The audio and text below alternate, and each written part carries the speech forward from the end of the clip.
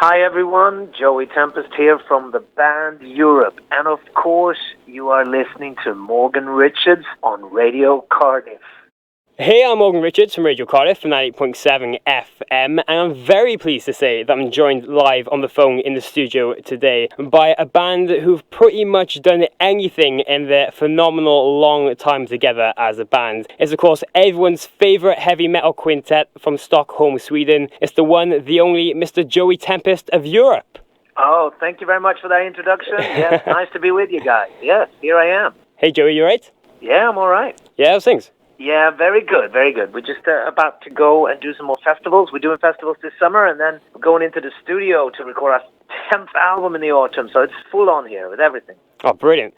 So, Joey, of course, just recently over this past year, you and the rest of Europe have been extremely busy celebrating the phenomenal 30th year anniversary as a band. We've had a real jammed-packed schedule in celebrating these past 18 months, playing shows for fans all across the globe, showing really nothing has changed from the first day all the way back in 1983, enjoying every moment of it and going even stronger than ever before. Yeah, thank you. Yeah, well, we had to build it up again. We started again in 2004, and since then we've done 4 albums and a lot of DVDs and stuff, and we just had to work hard and build it up again, and now it's paying off, starting to headline some shows out there. We're in festivals, we're doing some tours in the UK. We've been hammering now for a few years, and it's beginning to become quite fun now, actually. It's great. Yeah, well, great to hear. And of course, as I mentioned, along with those incredible 30-plus years, you guys have pretty much done everything there is to do in rock music, writing multi-award-winning global chart-topping albums and hundreds of anthems to go with them, playing with every other big name rock band in that time, with all the ups and downs and what only I can imagine as an amazing journey. It's been an amazing journey. Ups and downs. We're like brothers, though. The good thing is that we met when we were teenagers. So we're working with people we know and that we know their personalities. And so we're having a blast out there. And of course, you know someone well, it's going to be a few tips and stuff. But on the whole, we're so lucky. And we tell each other that we're in a rock band, we're touring, we're releasing albums. Let's enjoy it while we can. And we intend to do that. Okay, awesome. And with all that in mind, Joey, what has this past 18 months in particular really meant to you? Because, as I said, you've been so busy reaching such a landmark celebrating with all diehard fans and new ones along the way. Because really, these last few years, you guys have been busier than ever and having some of the best times of your lives. Absolutely. The last few years have been incredible. We're now, as I said, working on our 10th album. So next year will be even more touring. We're planning a big European tour, UK tour, and an American tour. So it's all happening, but we're very pleased. And happy to have a good job and be with friends and people we've known since teenage years. And what can I say? It's a roller coaster, but it's a great ride. Oh, awesome. So no plans to stop anytime soon then? No plans to stop anytime soon. Oh, great to hear. And staying with last year in 2013, you guys performed a very special career-spanning set in celebration of your 30th year anniversary show that you then released as a live CD and DVD a few months back, titled Live at Sweden Rock, headlining the very special festival in your home country, where you played a staggering 28-song set performing track from your entire 9-album back catalogue, including material that you'd either never played live before or haven't in a very long time. Yeah, there was some rare tunes that we haven't played in one song we've never played with John Norum, so that was kind of cool. We also had 2 guests coming up from bands that inspired us. We had Scott Gorham from Thin Lizzy, we had Michael Schenker from UFO, and they said yes, they wanted to play a song with us. So it was 2.5-hour show, 30,000 people, 16 cameras rolling, and our whole career. We just showed our whole career in front of the whole world, and the DVD luckily turned out really good. So it's a good introduction if somebody wanted to learn about the band or anything and hadn't heard us by any chance. Then you check that one out. That's always a good start, you know. Okay, I'm sure it was just a fantastic way to celebrate this special achievement with it all hard work you guys are putting through the years in style, because many of you have said that was one of the best nights in your whole careers. It became that way. I mean, it was very nervous because it was a long show. It was going to be filmed. There was a home gig in Sweden. So it was nervous, but we were so relieved afterwards. And we said it went well. And now let's look at the footage and the recording. And the CD and DVD turned out great. Yeah, it was one of the best nights ever because we could show our whole career in 2.5 hours. And it was amazing. Yeah, and as you just said, listening back to recordings of that show, you can really feel, how special it was, and it's kind of captured the emotion and energy of the crowd as well. Absolutely. It was, people had been waiting for that show for quite a while. It became a big thing, and it was a magic night. Yeah, it was a magic night. And as you said, you were joined by some very special guests in Thing Lizzy, Scott Gorham, covering their hit Jailbreak, as well as UFO's Michael Scherer for a rendition of their track Lights Out. Exactly. We did Jailbreak with Scott, and we did Lights Out with Michael Schenker. Those songs meant a lot to us when we grew up, and it was like we had to pinch our arms and pinch ourselves to they were standing there with us playing on this magic night. So yeah, that was amazing. It must have been great after all these years to actually have idols like that you had growing up playing with you. Yeah, it's something you would never ever guess when you're young. You just look up to these British bands and you're like, oh my God, and you go and see them play. We used to go and see Thin Lizzy play all the time when we were kids, and they really inspired us to spur us on to become a touring band, and then all of a sudden they stand there next to you. It's pretty amazing. Oh, fantastic. And while we're talking about anniversaries, just a couple of weeks ago marked another landmark for you guys, with it being the 10 years of the band's reunion after a long hiatus from 92 all the way to 2004, marking the second phase of the band's career. Looking back now, do you feel that you needed that long break for you all to go and do your own things and progress as a band and musicians to achieve that next level? Yeah, if you look at it now, it seems like quite a responsible thing to do, actually, because we could develop in ways, and everybody could then come together. But nothing was deliberate. I mean, we wanted to take a break. We never knew it was going to be that long, but I did 3 solo albums, and the other guys played with various artists, did various albums. We picked up a lot of inspiration in those years. So when we came back, we had a new treasure, if you like, to pick from, because sometimes when you keep going and going and going, you might empty the well. But we sort of recharged the well in those years, and that's why probably we've kept going now. We're one of the few bands from that era that has established themselves again with 4 great new albums and with new DVDs. Mostly it's just a reunion show with maybe 1 original members. You know how it is and all that stuff. But this is original members, and we're doing it for real. We're doing new albums all the time. We tour all the time. So yeah, it's been a great new journey. I mean, it's second phase, but it's great to be able to create new music. Yeah. Okay, great. And yeah, because as you said just then, when you guys had that short break, you, Joey, personally did 3 solo albums. You must have just learned so much to help Europe now over the last few years. Yeah, it did. It helped us. It inspired us, that break. It was important for us, I think. Okay, brilliant. Now, Joey, in just a couple of weeks, you and the rest of the guys from Europe will be returning to South Wales to headline the brilliant SteelHouse Festival in Ebbw, Vale on Sunday the 20th of July as a UK festival exclusive. We'll be playing with a lot of great friends across the weekend in Black Star Riders, Sebastian Bach, Brian Madden, and much more. I bet you guys can't wait to play again in the UK with such an incredible lineup. Yeah, it's a great lineup, and that festival has such a great vibe around it. We haven't played it before. It's quite a young festival, but everything we hear about it is great. And that's one of the gigs that we're actually looking forward to most in this summer. We remember doing a similar show in a festival in UK a while ago, and it gives so many ripples on the water. There's so many journalists there, and it spread the word about Europe and that we're a current live band, and it's very important. And to come back to Wales, we don't play it Wales that often, but every time we play, it's mayhem. You know, great audience and great rock audience, and so we're really looking forward to that one. Yeah, because it has been quite a while since the last time you guys came to Wales. I think it was Cardiff back in 2012. Yes, indeed, and that was an amazing show. Actually, we enjoyed that immensely, and to come back again, yeah. We're up for it. And back in April, you guys did a UK headline tour as well, where you played some incredible venues packed out by diehard fans as well. Oh, yeah.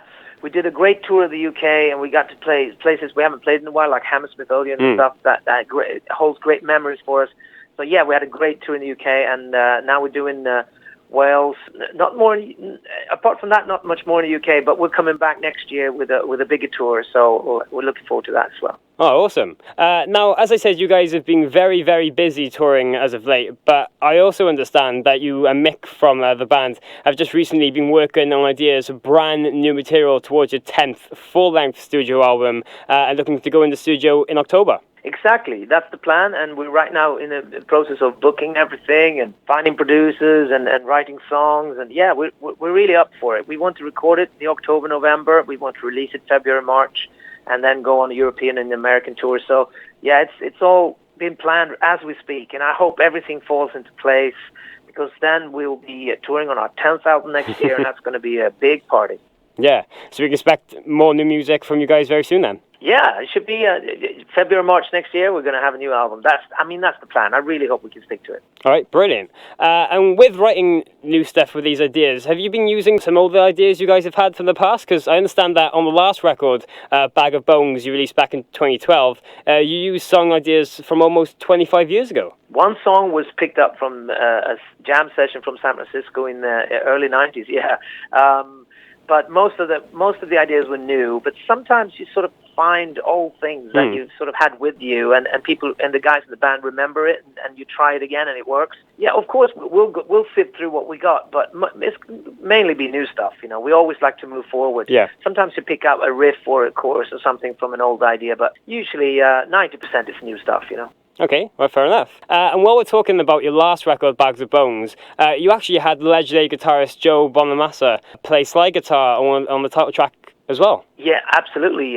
Joe Bonamassa, whom is a friend of the band, he guest appeared in one of our shows in Stockholm a while ago when his band was in town. And also, of course, we used his producer Kevin Shirley for Bag of Bones. So that was a great connection. It was an honor to have him play on the record. And yeah, that was great. Yeah, and you've never really had people featuring on your own material before. Obviously, you've had guests play with you live in the past. But do you think this is something you could do more of in the future? Yeah, if it's just small guest appearance, we talked about it the other day actually in the band, and we're not so much for bringing in guest singers or for a whole song or whole, but if it's just or guest guitar players playing on a whole song, or we're more interested in if there's a friend, it's a really cool friend, they come in and do a solo or do an intro or something like that. That's cool, you know. Yeah. But we have nothing planned, so that's just spur of the moment things. If it happens, you know. Okay, well, that's awesome. And Jerry, one thing I wanted to mention to you guys was the fact that as of late, people have been talking about you guys writing a book for quite some time.